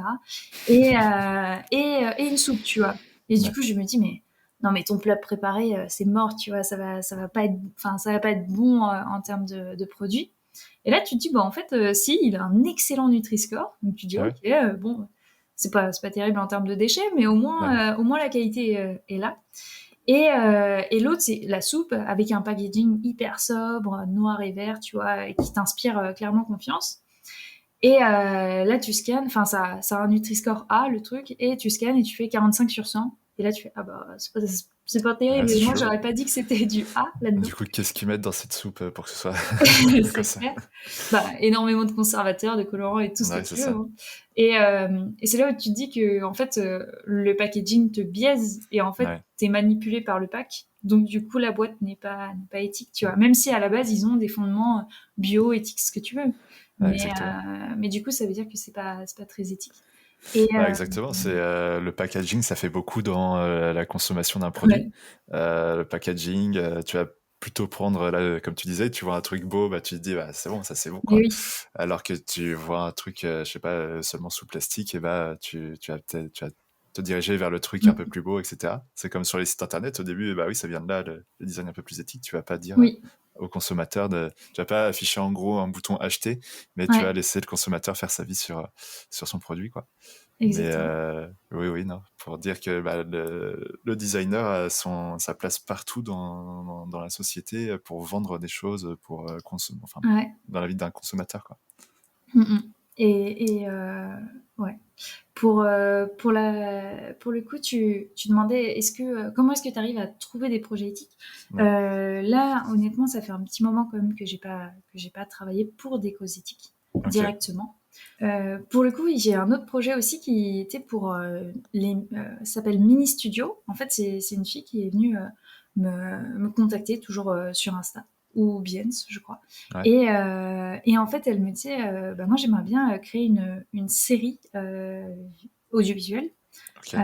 Et du coup, balancer un dossier de prod pour des organismes type le CNC ou se faire acheter par Netflix ou autre. Et en fait, moi, ce que j'ai fait, c'est juste des environnements un peu concept art en 3D dans mon style, donc pas forcément l'image qu'on se donne du concept art, Ouais. mais pour donner des idées d'ambiance, en tout cas, pour que la série puisse se faire acheter et puis pour visualiser comment est-ce que ça se passerait, construire les décors par la suite. Et du coup, c'était hyper intéressant parce que cette série-là, elle a pour but de faire en sorte que les enfants acceptent leur propre créativité et Ok. s'acceptent les uns les autres. Et en fait, Trop un peu bien. déconstruire tout ce qui est dit de c'est beau, c'est pas beau. En plus, on sait que les enfants, quand ils sont petits, ils sont pas toujours très gentils entre eux. Et du coup, cette série qui est adressée à ce public-là, au public des enfants, avait ce but-là. Et je trouve que c'était aussi un projet un peu fun. C'était l'année dernière, c'était en décembre. Ok. Et c'était assez chouette. Et ça Donc, donne quoi maintenant? Du coup, c'est bon, t'es sur le projet ou... du coup, j'ai pas encore eu de nouvelles parce que ça fait. On a rebossé un petit peu là-dessus pour une petite scène Ouais. en juillet, je crois. Et Mhm. j'ai pas encore eu de nouvelles de si le projet, elle a réussi à le faire acheter par un producteur. Donc, mais je prendrai des petites nouvelles là-dessus parce que c'est vrai que c'est un super beau projet en fait. Ouais. Et de commencer dès le plus jeune âge à inculquer de belles valeurs, c'est très important aussi. Ça fait partie de l'éducation. C'est clair. Donc c'est chouette. Mais après, tu dis que en ce moment, t'es pas sur des projets perso, sur des projets éthiques, etc. Mais même dans Ouais, tes projets perso, t'essayes d'en avoir, enfin, ouais, de te ramener là-dedans. Et ouais. tu penses tout le temps un peu comme ça, là, j'ai l'impression. Ouais, ouais. Bah ouais, et puis en plus, moi, enfin, dans mon travail, on peut le voir dans mes projets perso, il y a quand même beaucoup de nature. Ouais, Beaucoup. C'est quand même full nature. Et, euh, et en fait, c'est pour ça que je réfléchis beaucoup aussi avant de faire un projet. Et du coup, j'en sors pas assez, en tout cas de manière perso. Et ouais, là, j'ai plein de petites idées et ça sort pas encore, mais ça va venir C'est de d'un l'énergie, patient. quoi, après, tu vois. Ouais, c'est ça. C'est ça. Ouais, mais c'est important de faire des projets perso parce que en fait, ça te donne une dynamique, ça te donne une motivation Ouais. et en fait, ça t'anime en toi-même et c'est trop, trop important. Donc, Ouais. c'est vrai que ça fait un petit moment que j'ai pas fait de projet perso, de projet éthique, pardon. Par contre, là où moi je trouve que j'arrive à me retrouver, c'est avec le fait de donner des cours. En fait, enseigner, intervenir dans les écoles, je trouve que c'est hyper fort. Ça peut être dans des cours comme j'ai pu donner de design éco-responsabilité, où le but c'est de leur apprendre à s'informer, se questionner, déduire des solutions, etc. Mais c'est aussi même en fait juste de leur apprendre des choses. Ouais. Et même si moi je suis pas la plus grande experte du monde du design, loin de là, mais en tout cas de contribuer à former des gens. En fait, je Ouais. trouve que c'est hyper chouette. En plus, j'adore ça, vraiment. J'adore. J'adore mes étudiants. J'ai trop envie de les pousser, qu'ils soient les meilleurs possibles, mais Ouais. dans un bon mood. Ouais.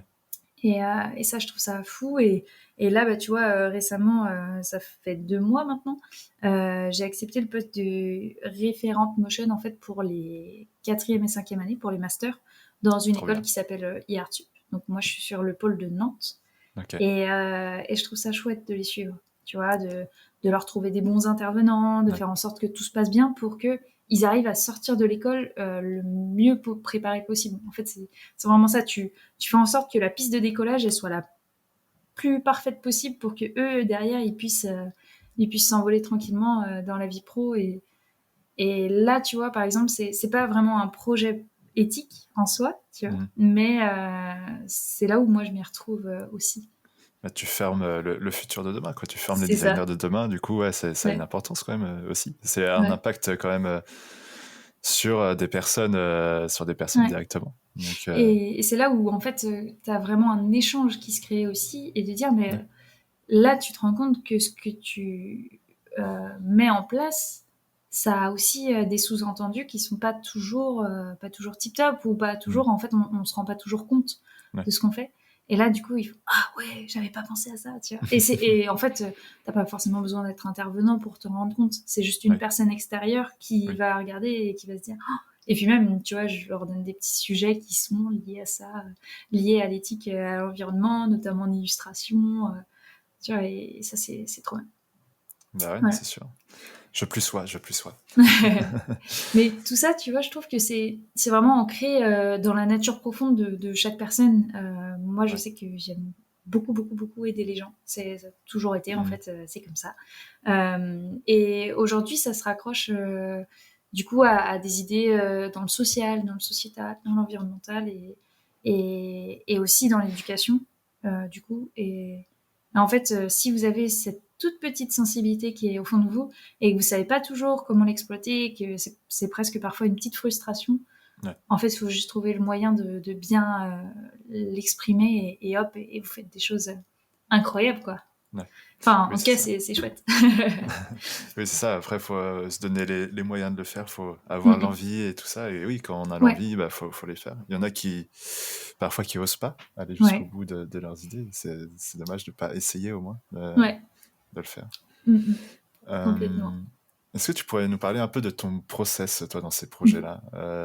Bah, comment, tu nous en as parlé un tout petit peu, mais comment est-ce que tu accompagnes ton client là-dedans? Mhm. Tu nous as Carrément. dit, par exemple, là, pour le projet de la rose, Ouais, qu'il t'avait donné le script, la musique, mais est-ce que parfois, exactement.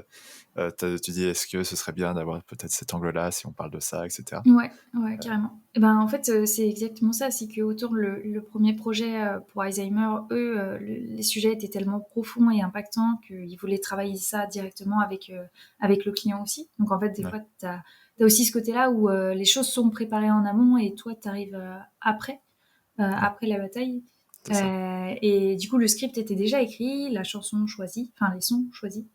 Et autant quand j'étais à Black Mill pour le film Lundbeck, du coup sur la dépression, c'était hyper intéressant parce qu'en fait on avait carte blanche quoi. Ouais, On a eu un gros brief sur la dépression et sur ce qu'il voulait aussi dire ou ne pas dire. dans le sens ne pas dire que... Enfin, dire qu'il faut arrêter de stigmatiser les gens qui sont en dépression de oh, ça va, c'est qu'un petit coup de mot, tu vois. Ouais. Et qu'en fait, c'est une vraie maladie, que quand on a des problèmes de cœur, et ben, on va voir un cardiologue. Et ben là, c'est pareil, quand on a des problèmes de santé mentale, et c'est pas grave. Il n'y a rien de mal à ça. Et ben, du coup, on va voir des personnes qui sont professionnelles dans ce domaine et qui vont t'aider. Et là, en fait, on avait fait toute l'écriture du script avec Johan Frank et Romain Dijon. Toute cette recherche, elle était chouette parce qu'après, ça déclenche forcément les phases, on va dire un petit peu plus terre à terre, de storyboard et d'images. Et du coup, en fait, il faut vraiment bien comprendre le sujet pour bien le traduire graphiquement. Et du coup, tu facilites la diffusion du message qui a pour but, du coup, de sensibiliser la population. Il y avait un autre film avec Black Mill où j'avais rapidement donné un coup de main. C'était avec Jules Guérin, qui était à ce moment-là à Black Mill. C'était la Ligue des droits de l'homme. Et donc Jules était sur la direction artistique et l'animation. Et à un moment, j'ai vraiment filé un coup de main très rapide sur le projet. Ouais. Et c'était hyper intéressant parce qu'en fait, tu te rends compte à quel point il faut constamment mettre en lien ta culture générale ou la culture générale du plus grand nombre. Donc, c'est pas la même chose. Et l'objectif, c'était qu'une petite fille de 8 ans puisse comprendre en une image ce qui se passait, et une petite fille qui ne sait pas forcément lire ou écrire quoi, de n'importe quel pays.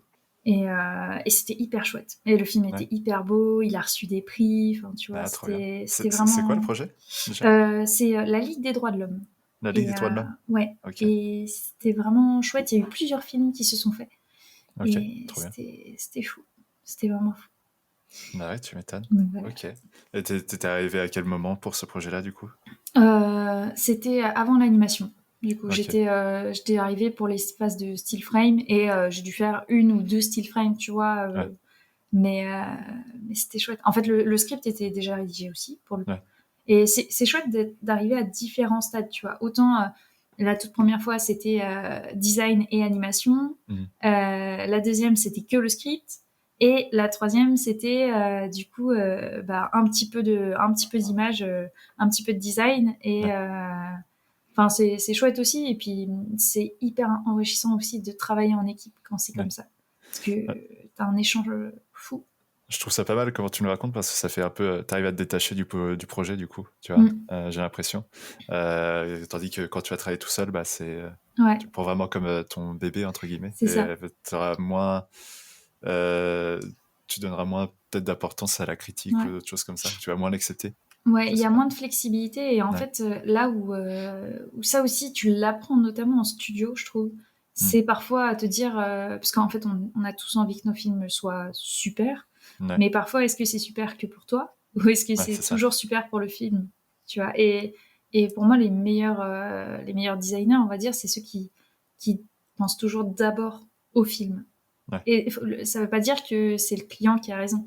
C'est d'abord, on fait tout pour le film, en fait. On fait tout pour le message à délivrer et rien d'autre que ça. Et ça, c'est chouette. Ok, moi j'avais une question tout autre. Est-ce que tu es rémunéré du coup pour ce genre de projet-là, ou est-ce que tu fais des gestes un peu parfois là-dessus? T'es pas obligé de nous le dire vraiment de combien tu fais le geste, mais est-ce que ça t'arrive d'en faire parfois parce que t'as vraiment envie de participer là-dessus ou pas? Ouais, carrément. En fait, ça m'arrive souvent de faire des gestes.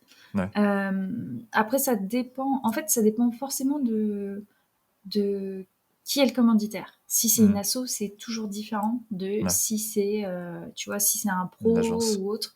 Je trouve que ça change beaucoup les choses. Pareil, il faut faire attention, toujours dans le côté éducation du client, le fait que ça, c'est vraiment pour tous les projets, pour le coup. Je veux toujours qu'il y ait une implication à 100% des deux côtés, tu vois. En fait, que ce soit pas... bon, bah voilà, je vous demande ce film, allez, ciao, je reçois le film par la poste et entre-temps, je vous laisse gérer le truc et en fait, non, un film, ça se co-construit, en fait. Enfin, même un projet de communication, c'est à deux. Ça, c'est un bébé, bah, ça se fait à deux. Du coup, ça, je trouve que c'est hyper important. Il y a le côté aussi où le petit geste, c'est hyper important pour comprendre l'aspect pro, que les retours soient pas illimités, parce que sinon tu t'en sors plus et ça devient plus agréable pour personne. Ouais. Donc ça, c'est super important. Et puis qu'on comprenne cette notion-là et que le travail soit toujours respecté, respectueux et respectable. Voilà. Et puis aussi, parfois, on peut faire un peu des trocs, tu vois. C'est pas forcément toujours de l'aspect financier, mais on peut faire des trocs et je trouve que c'est bien parce que c'est un peu le système que moi je reproche un peu à la société, notamment en France, c'est que du coup on n'a pas cette notion de on vit tous ensemble et on doit tous pour le bien commun faire des choses, tu vois. Et ça, je trouve ça important. C'est là où, en fait, il n'y a pas de notion de gratuité dans la vie. Il n'y a jamais rien qui tombe sans rien. Tu peux pas te nourrir sans rien. Enfin, après, il y a des cas spécifiques, hein, bien sûr. Mais en fait, on doit. C'est nous-mêmes qui alimentons notre vie. Bah là, c'est un peu la même chose. On alimente tous nos choses et il n'y a rien qui tombe tout seul et qui arrive par magie. Il y a une personne qui s'appelle Maxime Pérez, du coup, qui était en fait l'ancien gérant de Soneo et qui est le gérant du coworking où je travaille, qui s'appelle Jeannette. Et lui, il travaille beaucoup avec les assos. En fait, là, il a décidé d'arrêter sa boîte pour se mettre à 100% pour le milieu soit associatif ou en tout cas environnemental pour faire des films qui ont du sens. Et du coup, c'est assez intéressant d'échanger avec lui autour de ça parce que il explique qu'il faut aussi bien comprendre le système, l'écosystème en tout cas associatif. Et du coup, tu as ce côté où lui, par exemple, c'est bête, mais des fois, il va mettre à disposition les locaux du coworking pour que des personnes puissent faire des interviews, tu vois. Juste, en fait, l'environnement. Et des fois, c'est pas toujours pécunier, tu vois. Et ça fait partie, je trouve, tu contribues un petit peu à faire l'émergence de certains projets, quoi. Oui, c'est important. Et c'est chouette. Mais du coup, moi, j'ai pas encore travaillé avec des associations. C'est quoi vraiment la différence? Tu as une grosse différence de process quand tu travailles avec une boîte ou une agence ou pas? En fait, ça dépend toujours de la structure de l'asso. T'as des assos qui sont un peu freestyle et t'as des assos qui sont très carrés. Donc, quand c'est très carré, ça se rapproche énormément du milieu pro. Quand c'est un peu freestyle, du coup, ça se rapproche du milieu particulier. Et tu vois, moi, je pourrais jamais travailler avec des particuliers, tu vois, en tant que, je sais pas, coiffeuse ou autre type de commerce, je pense, parce que t'as un côté où il y a de l'impatience, il y a de la non-compréhension, alors que quand tu es dans le milieu pro, tu sais que on fait pas ça pour rigoler et que c'est pas oui, effectivement, les choses elles coûtent de l'argent, mais c'est comme ça, il faut tu vois, tu vas au restaurant, par exemple, ça c'est le meilleur exemple que moi je pense que je ne ferai jamais.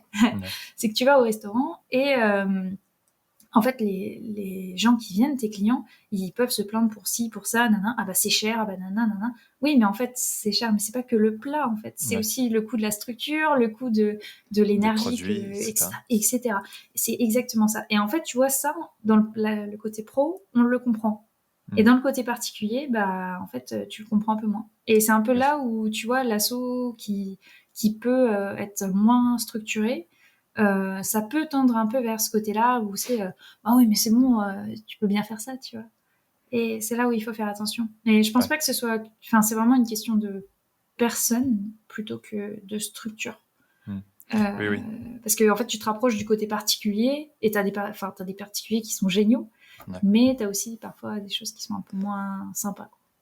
Encore une fois, bien éduquer son client. Ouais, exactement. Et ça, c'est vraiment le cœur des choses pour n'importe quel type de projet. Et pareil, peut-être que des fois, c'est juste une mise au point, mais dès le départ, qui permet de bien structurer le reste de la prod, quoi. C'est trop, trop important.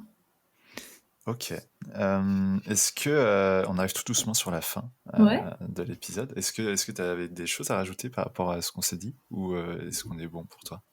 Pour moi, on a dit quand même pas mal de choses. Je pense, Il y a beaucoup aussi d'exemples à se dire ok, comment est-ce que tout fonctionne. Après, on peut pas être non plus partout. Il y a un moment où le cerveau, il faut l'alimenter, mais il faut aussi prendre du recul et se poser en fait. moi, c'est des questions qui ne viennent pas tous les jours. Je ne me pose pas tous les jours des questions.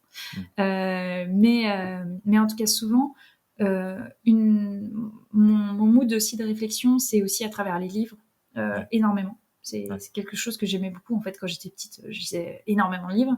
Et puis après, j'ai arrêté. J'ai beaucoup geeké aussi.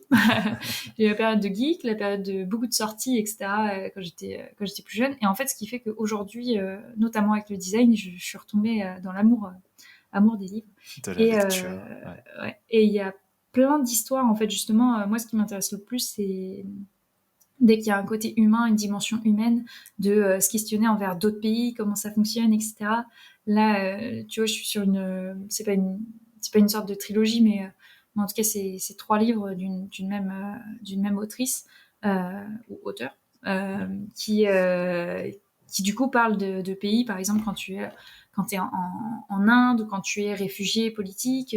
Et tu vois, là, actuellement, c'est un livre qui s'appelle Les Victorieuses, où tu as un historique sur l'armée du salut, en fait, qui a été mise en place en Angleterre, qui sont arrivés, etc., à Paris. Et en fait, tu as des énormes bâtiments qui sont magnifiques. Il y en a un qui s'appelle le Palais de la Femme, qui a été acheté par l'armée du salut pour accueillir plein de femmes et se rendre compte que tu as des femmes à cette époque-là. Enfin, il y a aussi toujours ce problème-là, mais en fait, les femmes qui sont en marge. Donc, soit parce qu'elles ont été exilées politiques, qu'elles ont dû abandonner un enfant pour en sauver un, parce qu'elles pouvaient en sauver un qu'en traversant le continent, tu vois. Enfin, en fait, t'as toutes ces dimensions où tu réfléchis sur ce qui t'entoure, mais aussi tu t'ouvres, en fait, et tu te dis qu'il n'y a pas que chez toi, ni que chez ton voisin, en fait. Tu sais, toute la population du monde entier. Et puis, se rendre compte des choses, en fait, se rendre compte de la réalité des choses. Se dire que, tu vois, nous, on a un système de soins en France qui est exceptionnel, mais que dans les Comores, donc Mayotte, etc., eux, c'est toute la famille qui réunit tout l'argent pour envoyer une personne se faire soigner d'abord à La Réunion, parce que c'est un territoire français, puis ensuite, qui, dans la plus grande des chances, et l'Eldorado, ce serait d'arriver en France et de pouvoir y rester, y vivre, tu vois. Et eux, c'est vraiment des situations de nécessité. Et c'est là où, tu vois, en fait, c'est un peu la culture générale, peut-être de la culture un peu humaine ou humanitaire, mais... avoir une certaine sensibilité par rapport à ce qui se passe au monde et pas regarder que ce qui se passe en France. Parce que c'est vrai que, entre guillemets, ça dépend de tout à chacun aussi, mais on est assez privilégié en France. Que quand tu vois d'autres pays, c'est autre chose. Les gens vivent autre chose. Et c'est vrai que la littérature ou même les films, etc., ça permet, ou des documentaires, ça permet de juste voir ce qui se passe ailleurs, quoi. Et c'est ultra important. Et même les informations parfois, même s'il ne faut pas tout le temps regarder la même chose. Il faut trier. C'est ça, il faut trier.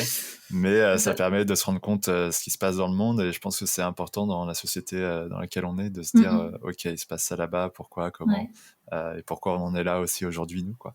Ouais, complètement. C'est ça. Ok, est-ce que tu as des références à nous partager? Carrément. Alors déjà, il y a 2 films dont j'ai parlé. Donc il y avait Lundbeck sur la dépression, parce que ça, il faut absolument le voir. Il y a La Ligue des droits de l'homme. Il y a eu plusieurs films. Je crois qu'il y en a eu 2 ou 3, si je ne me trompe pas. Et ceux-là aussi, il faut vraiment, vraiment les voir. C'est beau, c'est chouette. Vraiment, c'est top.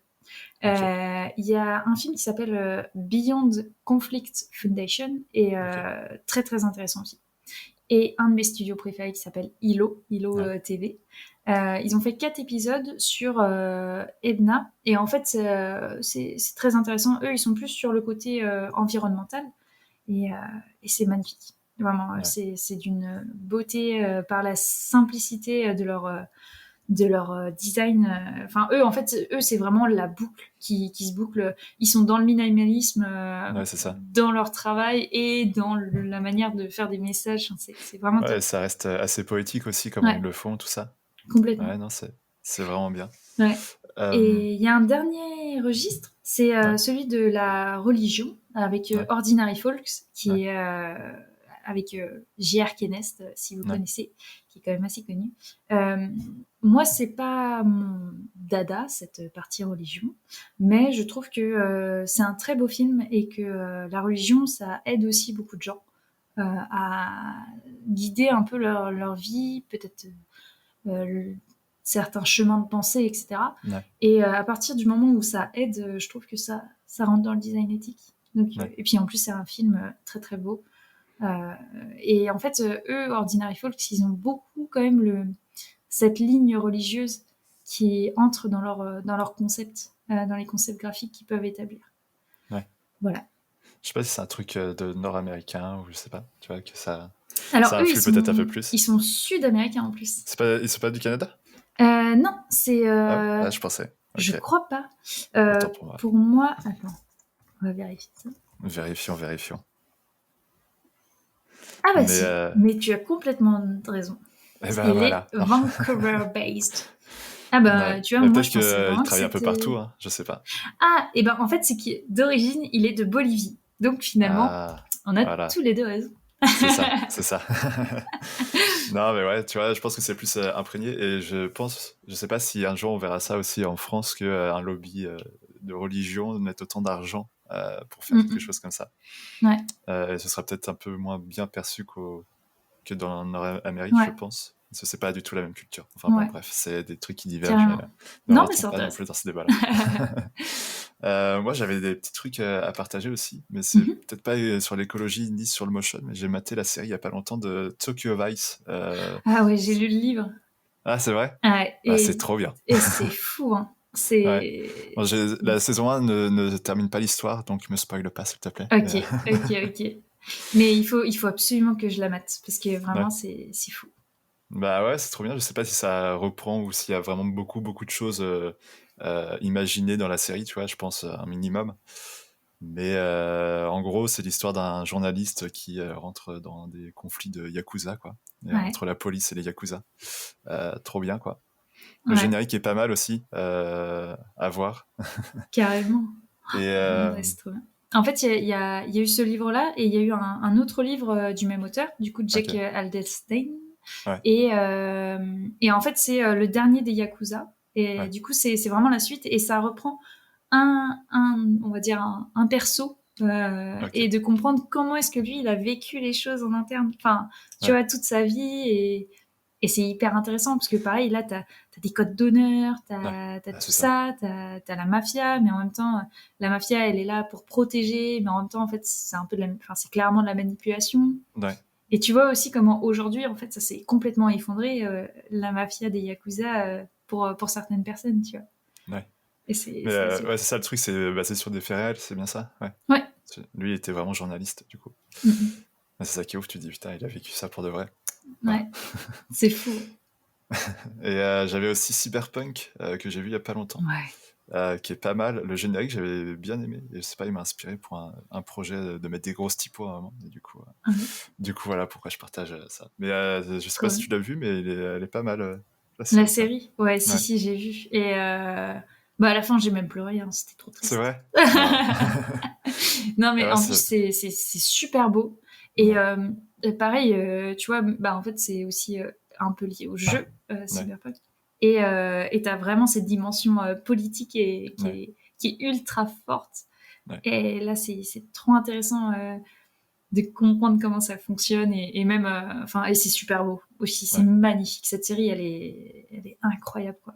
Il y a pas mal de trucs qui sont vraiment bien. Et t'as un clip aussi qu'ils ont sorti à côté qui est un peu différent. Je sais pas si tu l'as vu. Et je trouve que l'animation dans Cyberpunk, bon, c'est vraiment pour chipoter, parfois elle est un peu moyenne, tu vois. Ouais. Mais dans le clip, franchement, ils se sont donné les moyens et c'est quasiment du frame par frame. Tu fais, là, ça c'est autre chose. Donc ouais. Et ouais, c'est un peu du Akira plus, quoi. Enfin, dit un peu différent. Néo Akira. C'est ça. Donc ouais, non, vraiment bien aussi. Donc voilà. Et dernière question, est-ce que tu avais quelqu'un que tu aimerais voir dans un prochain Motion Meet? Carrément. Du coup, précédemment, j'ai évoqué Jules Guérin. Ouais. Et ce serait vraiment top de l'entendre ici. C'est une personne qui a une vraie réflexion intéressante, mais aussi un point de vue artistique et culturel qui est fou. En sachant qu'il a fait pas mal d'allers-retours entre la Bolivie et la France, parce que il a rencontré J.R. Nest ou pas? Et je ne crois pas, mais par contre il a travaillé chez Plenty. Ah, pas mal, ok. Et ça, c'est cool. Et en fait, du coup, il a rencontré sa femme en Bolivie Ok. et du coup, ils alternaient aussi. Donc, t'as ce côté un peu mobilité, choc des cultures, tu vois, Ah, qui c'est clair. est assez fou. Et il a vraiment, enfin, c'est un gars super adorable et super intéressant, tu vois. Ouais. Ouais, Non, bah, trop bien. Bah, j'essaierai de le contacter du coup. carrément. Bah écoute Marine, moi j'ai plus de questions pour toi. Ça Mais roule. merci beaucoup d'avoir partagé tout ça avec nous. C'était très cool de te recevoir encore une fois. Bah, merci à Euh, toi. et puis Et carrément, il faut que tu continues ce que tu fais parce que tu vois, ça aussi, ça fait partie du côté où on se dit, ok, je vais faire un truc et je vais aller ouais. jusqu'au bout. Et je trouve que les podcasts, c'est aussi très très chouette. Et du coup, il faut Bah, ça continuer. fait C'est partie cool. des projets perso, tu vois. Ouais. C'est essayer de voir jusqu'où ça va et puis voilà. Yes. Bah encore une fois, merci beaucoup. Et puis bah, je te dis à la prochaine. Ça roule, à la prochaine. Ciao. Salut!